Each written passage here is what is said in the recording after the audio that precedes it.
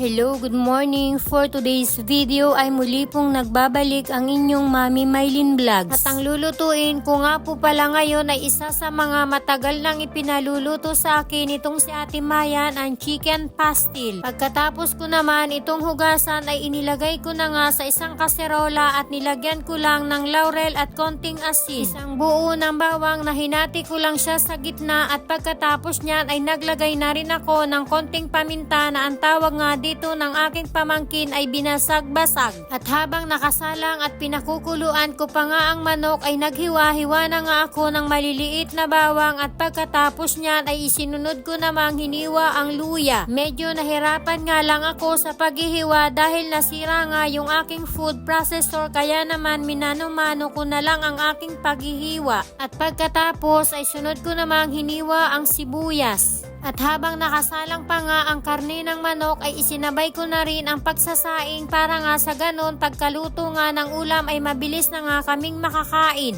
At dahil marami nga kaming natirang kanin kagabi kaya naman ang isinaing ko lang ngayon ay 2 gatang. Pero pagka wala kaming tirang kanin ay 3 gatang at kalahati nga ang araw-araw naming isinasaing. At makalipas naman ang 15 minutos ay eto nga at naluto na ang karne kaya naman tatanggalin ko na nga siya dito sa kaserola. At para na rin mas mabilis nga itong lumamig ay dito ko na nga itinapat sa electric fan at dito ko na nga rin ito ginutay-gutay kung tawagin sa amin sa Mindoro.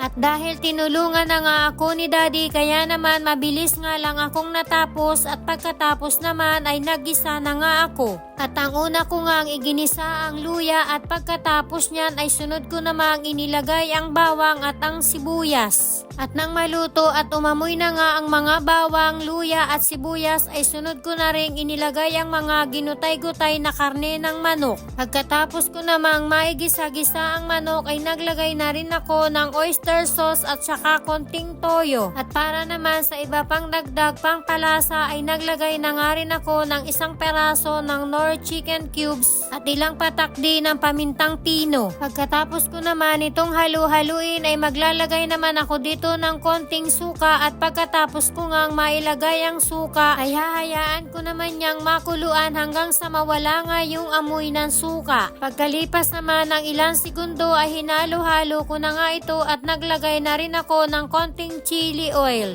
At dahil wala naman akong stock ditong star margarine kaya naman butter na nga lang ang aking inilagay. At para naman sa sakto at balancing lasa ay maglalagay naman ako dito ng 2 kutsaritang asukal. Pagkatapos ay naglagay rin ako ng ilang patak ng paprika at nakakadagdag din ito sa kulay. At higit sa lahat ay nagbibigay rin ito ng kakaibang lasa. At dito naman sa isang maliit na kawali ay ilalagay ko nga itong balat ng manok at gagawin ko nga itong chicken oil.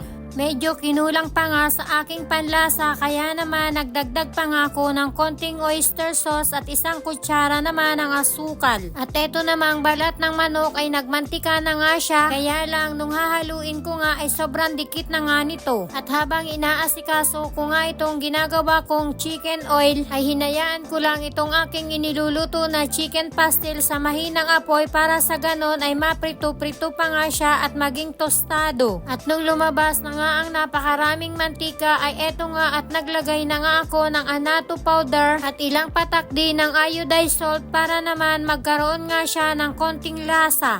Pagkatapos ko namang maluto ang chicken pastil ay naglagay naman ako ng 2 sandok sa tasa at 2 sandok din naman ng kanin. Pagkatapos ay ilalagay ko naman siya dito sa dahon ng saging at dito ko nga ibabalot. At talagang sinadya ko pang magpabili kay Daddy ng dahon ng saging dahil mas masarap nga daw ito kapag inilagay mo sa dahon ng saging. Pero alam ko naman talaga na mas magiging masarap nga ito kapag ibinalot nga ito dito sa dahon ng saging dahil noong mga nag-aaral pa kami ay hindi nga uso ang mga baunan at eto nga ang aming pinagbabaunan ng kanin. At dito naman sa isang pinggan ay naglagay lang din ako ng kanin at sa ibabaw naman ay pastil at pagkatapos niyan ay naglagay ako ng side dish na atsara. At dito naman sa isang pinggan ay gumawa pa nga ako ng isa at ang inilagay ko namang side dish ay mais. At dahil meron nga akong ginawang chicken oil, kaya naman etong pagkain ni Daddy ay pinalagyan niya nga ng chicken oil. At nagkukunyari pa nga siya na kunyari daw ay kumain siya sa Mang Inasal. At hindi ko na rin na-videohan ang aming pagkain